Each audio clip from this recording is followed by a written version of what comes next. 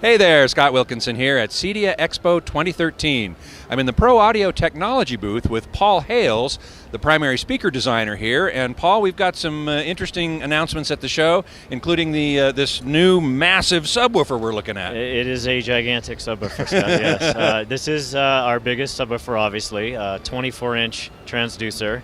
The transducer itself weighs 88 pounds. Holy smokes. And the whole completed unit weighs 270 pounds. So it is quite the beast. It bests our former largest subwoofer, which was a 21-inch.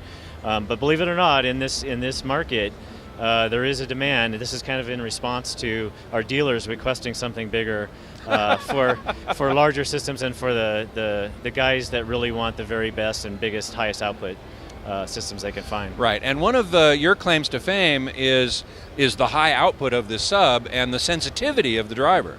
That's right. This subwoofer is 99 dB with 1 watt sensitivity. Now that's not that high for mid-range or compression driver, right. But for a low-frequency driver to have that kind of sensitivity with just a single unit, that's extremely high, extraordinarily high. Yeah. And that's part of the reason why they have a super effortless quality. They can move a ton of air, but sound like they're barely even trying. So, and that's largely in part due to the high sensitivity. Right.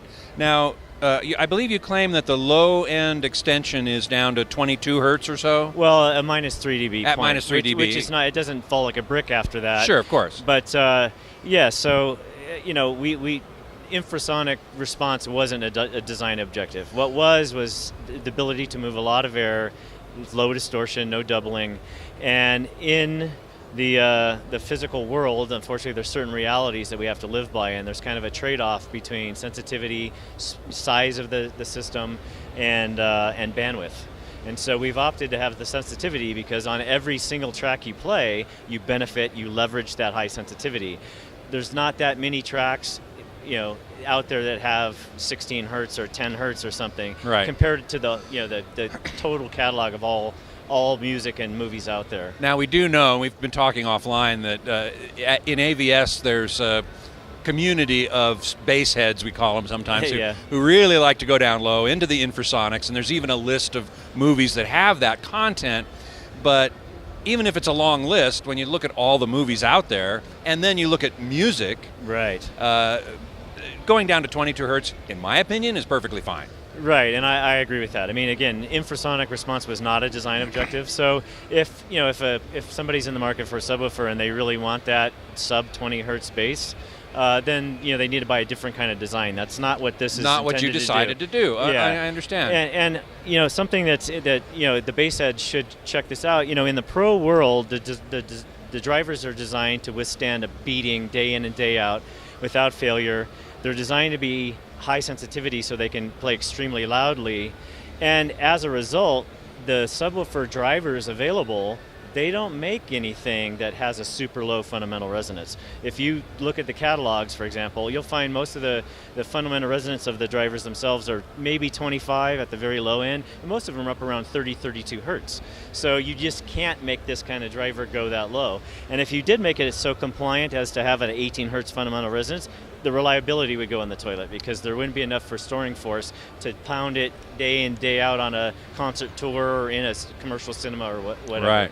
Right. So it's kind of apples and oranges. Yeah, and it's a trade-off. You Right. decide what your design objectives are, as you said. Right, and our customers aren't typically bass heads. They're not interested. They don't know about the spec. They wouldn't worry about the spec, and they, wouldn't care about sub 20 hertz bass, basically. Got it.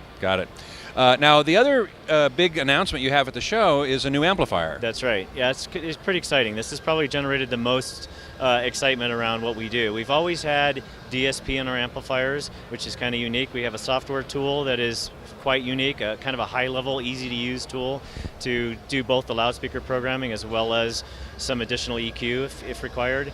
To compensate for room effects and so on? Room effects, subwoofer setup. And transparent audio, acoustically transparent screens as well. That's right. Yeah, you can compensate for the screen with just by selecting it from a list based on manufacturer of the screen, make and model. Yeah. It's that simple. So in the past, we've had our PMA amplifiers, which are 4 channels in a 2U chassis.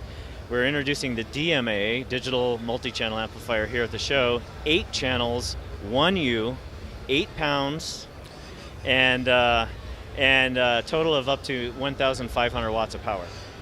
Wow. Yeah, so it's quite, and all the DSP tools of the PMA, product. Yeah. So full feature set, and the amp comes stock with two times 300 watts plus 6 times 100 watts, and the 100-watt pairs are bridgeable. So you could bridge each of the 3 pairs to get a total of 5 times 300 watts, which is the 1,500 watt configuration. Got it. And it's all done in software. If you want to bridge them together, you press a button. Inside the amp. You don't have to do a jumper or anything like that? Nothing like that. You get visual feedback. There's a LED that comes on the back that lets you know you're bridged. There's a display on the front that lets you know you're bridged. The software that lets you know you're bridged. Right. And so you can run a whole 5.2 media room-like system, like a family room or a multi-purpose room system, with a single 1U chassis. Incredible. And what's the price point on that? Price point would be, it's still not locked in, but roughly $5,000 retail. Okay. And availability? By the end of the year. Yeah, list on this guy. It's $9,500, not including the amplifier. And I was going to say, this is not a internally powered Right. All sub. of the power is external and mounted in the racks. These get built in, and sometimes access to the speaker is no longer available once it's in place. And so we put all the electronics in a separate rack where it's easy to maintain and adjust and stuff. Fantastic. Now, in your demo room, you have 2 of these things. Right. In a 7.1, you have Right. both subs are playing the same signal. Right. And we heard some demos yesterday, and I have to say the sound is extremely clean. Thank you. Very clean, very low distortion. You played Thriller, Michael Jackson's Thriller, at 110 dB, which was too loud for me. Right. But you were demonstrating. I've had my fingers out of my ears long enough to hear that it was still very clean. Right. And that's kind of our claim to fame. I mean, we can do polite 2-channel music quite well, as you heard with the Michael Bublé. Michael Bublé track was not overbearing and sounded gorgeous. Yeah, thank you. We're kind of, musicality meets the dynamics of movie soundtracks and rock concerts, for example. And that's kind of our claim to fame, and that's why we ended with that piece, is it demonstrates that we can play it at 110 dB and it doesn't hurt. You don't want to turn it down. I mean, yes. So for some more sensitive people, that's too loud. Right. But we do it to show that you can do a movie at that level without distortion. So yeah. Well, it's a magnificent achievement, and I congratulate you, and thanks so much for being with us. Great. Thanks, Scott.